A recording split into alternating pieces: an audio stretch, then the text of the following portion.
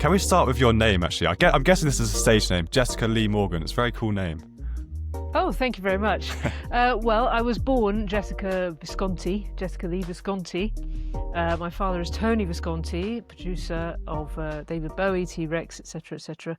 My mum is Mary Hopkin, and I did kind of fall out with my father for a little while, and but also I thought, well, I would like to be my own person. I don't want to be one of these kids who trades off their parents' name. Yeah. So I picked my mother's my mother's mother's maiden name as my surname, and I went by Jessie Morgan for a while. And Yeah. there is a Jess Morgan, Oh, is there? confusingly Oh, as well. no. We do get confused for each other. We get each other's royalties now and again. So I picked that when I was about 16, and also my brother Morgan Visconti changed his first name when he was about 12 because he didn't like Delaney, so he changed it to Morgan Visconti. So it's very confusing. So we've all got different names in my family, but we're all kind of, independent. Yeah. Well, I think it's a very, very cool name. Anyway, tell us a bit about what it was like to grow up in such a musical family. Well, it was normal for me, but looking back, I guess it was very abnormal. I don't know. Well, so growing up, I started off in Walgrave, near the Thames, near Henley-on-Thames. Yeah. My brother Morgan started off in Shepherd's Bush, where they had a home studio in their house.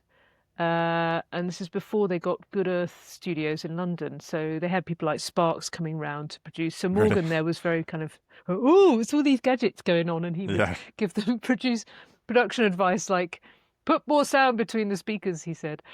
As in, widen the stereos, panning. So Morgan got well stuck in, and then I would guess be encouraged, not forced. We would both be strongly encouraged because we showed interest and aptitude. We would be encouraged to do it and to do it properly. Then, no messing around. If you're going to sing properly. So we were always kind of recorded and photographed. As a family thing. Did Morgan go into music as well? Oh yes, Your brother? very much so. Okay. Yes, he's in America, where Tony's in America as well, in New York, and Morgan has like a music house for Really? TV music, adverts and things like that. Amazing. And Tony rents a room in their big studio. So they've diversified during, the pandemic. They all kind of went home, but they've still got this office. And Tony still goes into work every day, and that's where he produced David Bowie's Next Day and Black Star in this little tiny Amazing. room on 6th Avenue.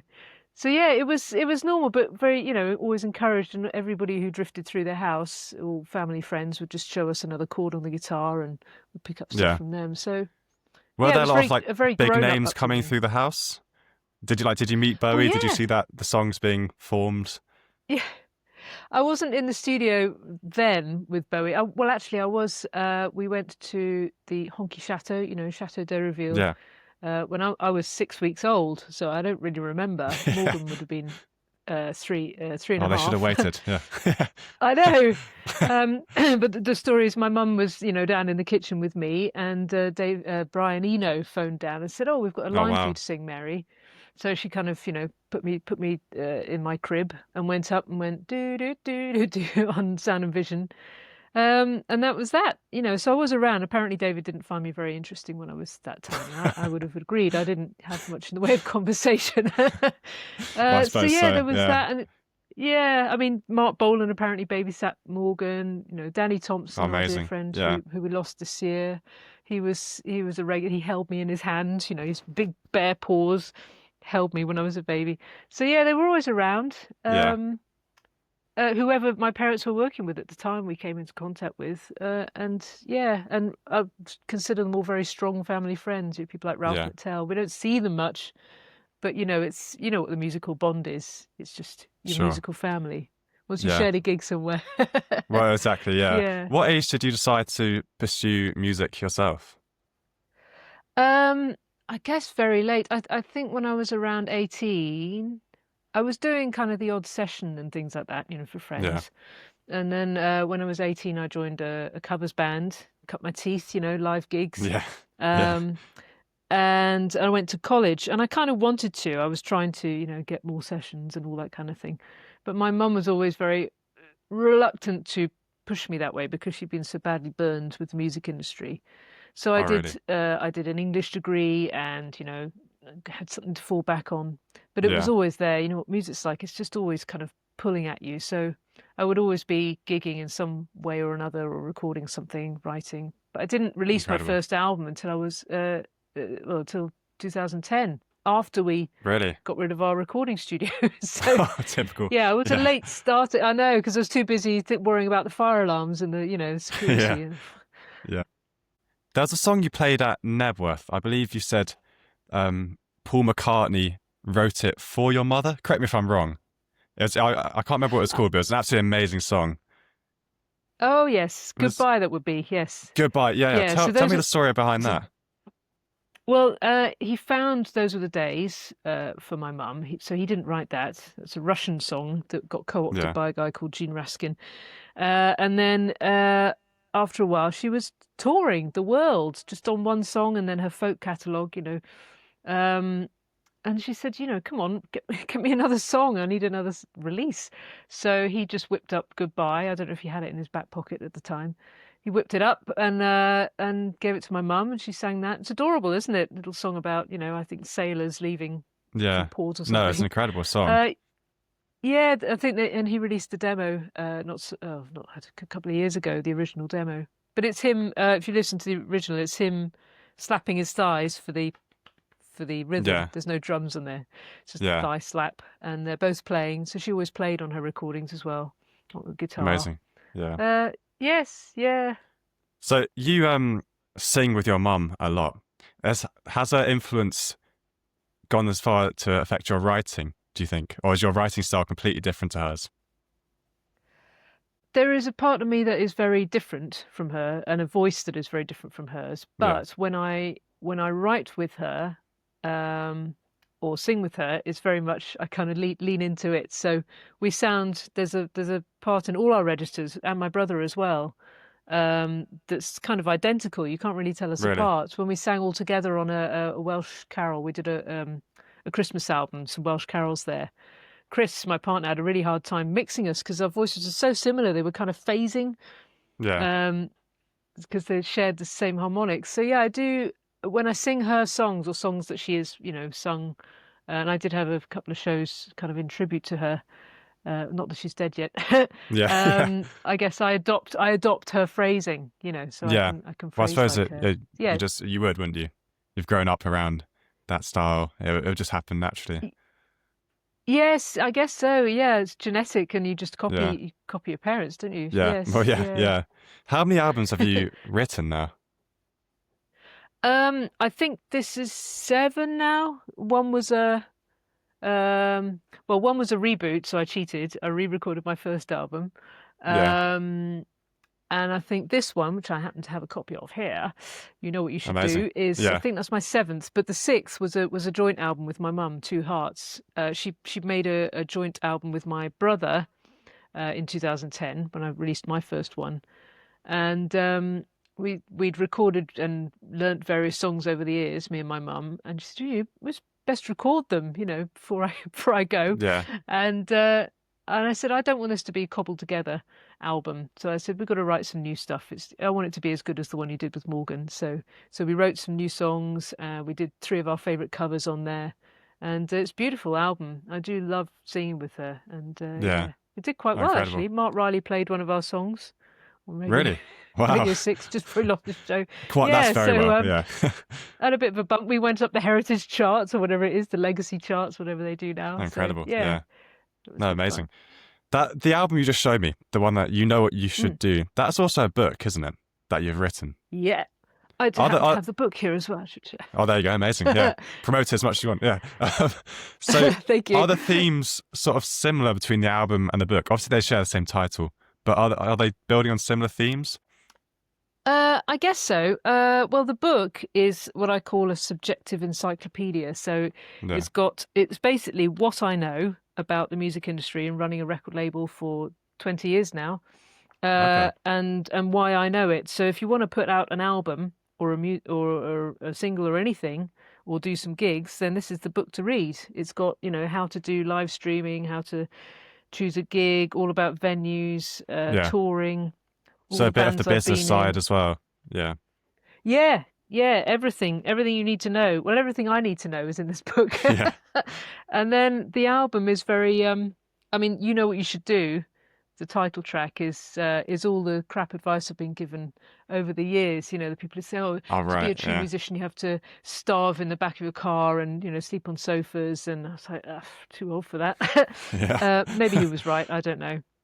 But yeah, it was about all the advice because you just get. I'm sure you get this as well because you Yeah. look very young as well. People go, or for me, I'm a girl, so they go, "Oh, you know what you should do? Oh, have you thought of this? Have you thought of that?" Yeah. Well, Gosh, I no, think I I've never always thought. thought, yeah, the thing with art and music is everyone has an opinion on it. Everyone thinks they know how it should be done, and you kind of have to Yeah, contend with that. everyone's a critic. Yeah, we Yeah. don't all go around having an opinion on brain surgery, That's do we? yeah. Yeah. Exactly. That's what I was thinking. You don't have a It's just all the Most people don't creative have an opinion on arts. everything. Yeah. Even painting, music, Yeah, anything. Oh, it should be done that way. But yeah. yeah. Everyone's a Anyway, flipping expert. yeah, it's one of the things we have to contend with for sure. The book is Yeah. it's the different chapters. You've got like learn, create, perform, manage. There are two: celebrate and be. What do you mean by that? Those two? Celebrate was the Yeah. fame section. I've got, Okay. how to be famous, David Bowie, memorabilia, things like all the things I've had to manage for my parents. I Yeah. officially manage my mum, I guess, but I get it from my dad. Like I was clearing up my CDs yesterday. Someone sent me an album because my dad's a fan of this person. I'm like, great, Yeah. lovely. Yeah. And yeah, the B is the well-being bit because music just really takes its toll. Touring, Yeah. the mental health aspects. There's so many musicians burning out. You've got this constant roller coaster of expectation and then letdowns and disappointment and Yeah. betrayal and and people are really suffering. I don't think anybody is ever prepared for it. My mum certainly wasn't. Yeah. Um, people I talk to, everybody, like even Robert Fripp, my new best friend, he's like, there's never been complete happiness in his professional life. There's always been disputes and it's been done over by his record label and all this kind of stuff. So Sure. it's So hard, it's really hard. yeah, no, it definitely is. The record label. You mentioned you run a record label. Are you still doing that? Yeah, it's very much off the kitchen table. Yeah.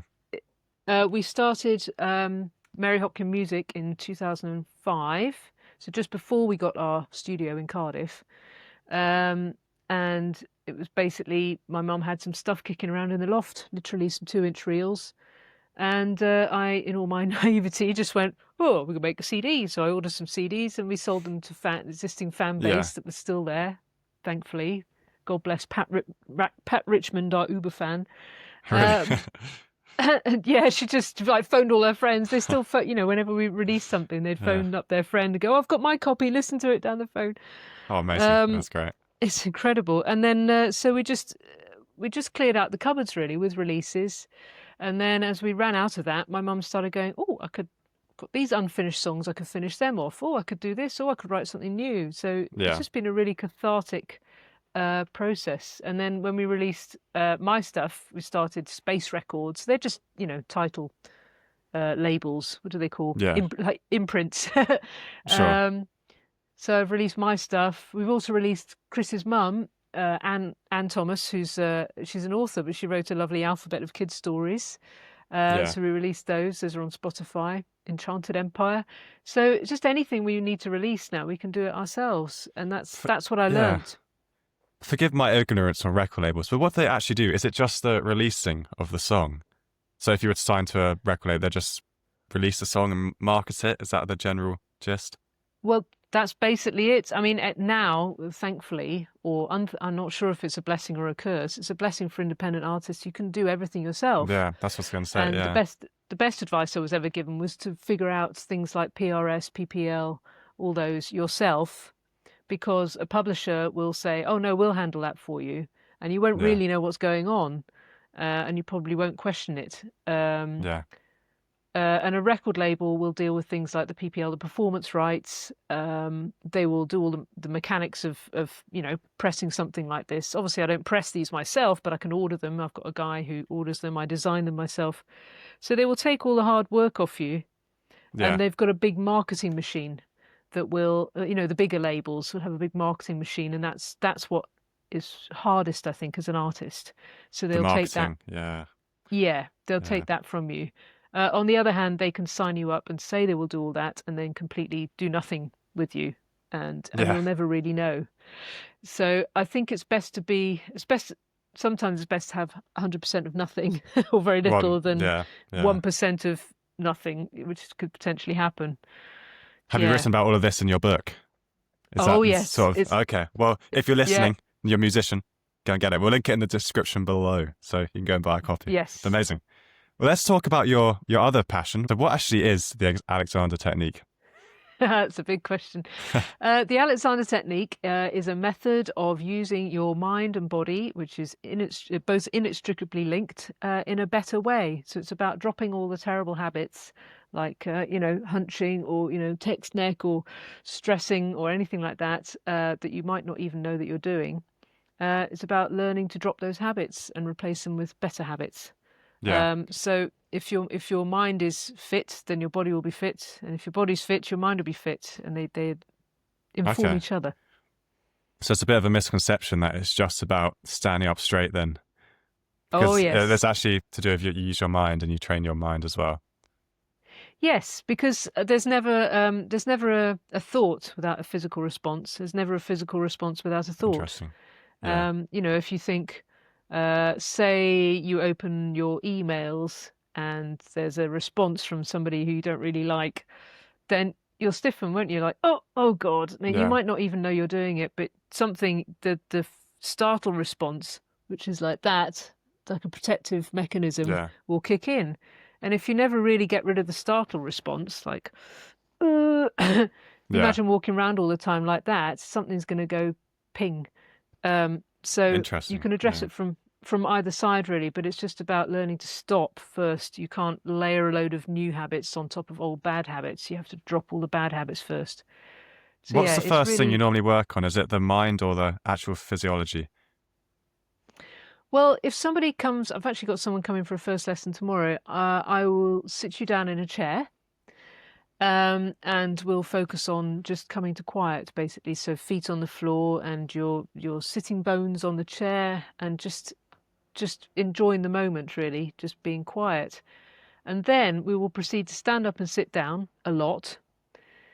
But it's not about the standing up and sitting down, it's about your attitude to it. So if I was to say stand up, someone would leap out of the seat and stand to attention, which proves that they're overeager to respond to what we call a stimulus. So they're jumping about after everybody else and not looking after themselves. So Yeah. the ideal response would be Interesting. just to wait a sec. So you have a stimulus like stand up, or the phone's ringing, or somebody says, "Could you do this?" And you go, in a second, I will go and do that. But first of all, I'm just going to remember where I am. And it stops all that ridiculous responding that we do to things nowadays. And we've got so many, we're just bombarded with stimuli, Yeah. social media, television, phone calls, business, housework. uh, yeah, it doesn't do us any good. Sure. Yeah. Well, how do you first discover this technique? Well, I knew about it from the family. My dad trained as a teacher himself in America, so I went over to stay with him in the mid-90s, and he was training as a teacher. And if you want to find out about my dad's view, I did an interview with him not so long ago. It's on my channels. Um, and so he was doing that and teaching a bit, came with a lull in his career. So I knew about it from then. And then I was doing a job with the local councils and voluntary organisations, and I had an Alexander Technique teacher give a demonstration at an event. I was like, yes, that's great for other people, until my back went, ouch. Hmm. And I went to the doctor, and they said, here's some exercises, and that didn't really help because it's not about the exercises, it's about how you do them. So I thought, right, it's time for me to have a dose myself. So I went off to see Tim in Cardiff, and yeah, I got to know more about what I was doing, how my mental state was affecting my physical state, and vice versa. Um, so that was good. It set me up. And then after a while, on tour one day, Chris and I were sitting somewhere in Whitney, I think, going, "What's next for us? I don't know what to do next with my life." And I thought, oh, I could train because I really like teaching people how to sing or coaching people how to sing. And when you're a singer, you get told all sorts of, again, nonsense advice about breathing, holding, fixing, diaphragmatic nonsense. Diaphragm up, and all that. yeah, and it's all symptomatic. Those things happen, but not by you doing them. The good use for singing comes from just letting it go and letting the right thing do itself. So for me, AT is a really good basis for singing coaching, and that's my ultimate goal, is to be teaching rock stars, singers, musicians. I saw on your website that you're trying to tailor it towards musicians. How can it help musicians? Say they're touring, performing on stage. It's quite a sort of stressful lifestyle. How can it help them? It is. Oh well, I mean, touring starters. If you are lucky enough to be on a big tour, I've done my bit with Holy Holy, the Bowie band, with my dad, and you're sleeping on a bus. So you've got 2-inch, feels like 2 inches, 2-foot wide bunk. Your eating habits are disturbed. Your sleeping habits are disturbed. You're on stage. You have to be here. You have to sound check. You have a big show. You have a big high during the show, big come down after the show, whether or not you're using drugs or alcohol. Yeah. And so all these weird things are happening, and you have to find your kind of calm in the storm in the middle of it, and not to get pulled around and swayed by all the demands on you. So so from that aspect to the mental aspect of performing, and then the physical aspect of performing. So going on stage and not strutting around singing with your head back and leaning into the guitar and all this strutting that people do. You can do that. You can look like you're doing it, but you can do it with, an extended spine, head floating, knees forward and away, all that kind of stuff. So you actually perform better because the audience then comes to you. You're not kind of delving in. There's a real difference between a performer who's kind of standing their ground and occupying the space and a performer who just kind of eager to be noticed and loved and all that. You can really tell the difference. Yeah. So that's where I see the value. It's sort of like a confidence thing as well. I feel like if you know how to correctly position yourself and stand up and you relax, you do feel more confident, don't you? Oh yes. And as a performer, don't you? If you see someone who's nervous, they're tense, they're shambling around stage, they look, panicky, and it's not a good look. But someone who comes like Glenn, even though Glenn Gregory in Holy Holy, he doesn't. We tried to give him a bit of Alexander on tour once. The other guys were going for it. He was like, no, I'm not doing that. But his confidence, he will stand, backstage, and he comes on, after we've started playing like a proper rock star. You could just feel his confidence coming onto stage, and he just commands the crowd, and it's brilliant. And it's so different from somebody who's not got that confidence. And you can fake it. Yeah. You can definitely fake it. Yeah. But it's important. Yeah. I said I had a misconception about it just being sort of standing up straight. Is that a big part of it as well? And that's always been my understanding of it, is sort of learning how to correctly walk and hold yourself. And yes, that is a huge part of it, of course. And most people come. We had this debate last night with my fellow teachers. Most people will come because they've got backache and because the chiropractor isn't working anymore, or they've run out of ideas. So they'll come for the pain. Which sells most things, to be honest, doesn't it? Pain. Yeah. But the misconception of standing up straight, people go, oh, I'll stand up straight, which is, shoulders back. But actually you're extending down the back then. Your back is contracting. Or other people are like, oh, I think I'm standing up straight. I've got my head up. But of course, that's a kind of contortion as well. So, it's about standing up straight. So just letting all the excess tension go, which is it's a great thing. It's essentially about doing nothing at all. Yeah. Well, I didn't realize how mindset based it was. I totally didn't appreciate that at all. Yeah, it's completely. Yeah. I mean, it's like most exercise. If you want to do it well, although this isn't an exercise, when you do an exercise, it's about the way you do it rather than. So you can go and lift weights in the gym, but also you can. If you do it wrong, you can harm yourself. Yeah. So it's like the operating system. Someone said AT is the operating system, and the other stuff is the software. Sure.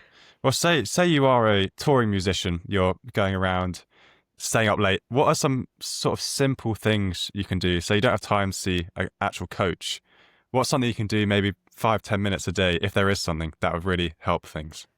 Yes, lie on the floor with books Really? under your head. That's the first thing anyone can do. You find I like lying down on the stage during sound check because the drummer comes on, the stage starts vibrating. So lie somewhere where you're not going to get tripped over. If you're at home, get a nice rug. It has to be on the floor, not the bed, because the bed doesn't give you the feedback. It's too soft. So on the floor, bit of padding if you need it. Books under your head. So as many books as if you stand up against the wall and let your head kind of in a neutral position, it will be the gap between your head and the wall. That's as many books as you need. Put Okay. those under your head so they're not digging in. This book is really good for putting under your head. And then your feet up flat on the floor, so your knees are pointing up and away from each other, hands on the abdomen, and just lie there and direct your head. Think about where you are in space. And in fact, this is another little plug. I've got a 6-day course which you can download, which is free. 6 little lessons. It can talk you through this. I've got a longer course as well, which is paid for, that you can go through, and there are guided lie downs. You can find guided lie downs on my YouTube channel anyway. Most Alexander Technique teachers have published them, just taking you through how your neck feels, your spine, your knees, and that's a great thing to do. It's a scary thing to do. You find out things about yourself. But be quiet. Don't look at your phone. Try not to read the newspaper. Yeah. Just be quiet, and that will go an awfully long way. 10 to 20 minutes a day if you can. Yeah. Is there like an ultimate goal with studying the Alexander Technique?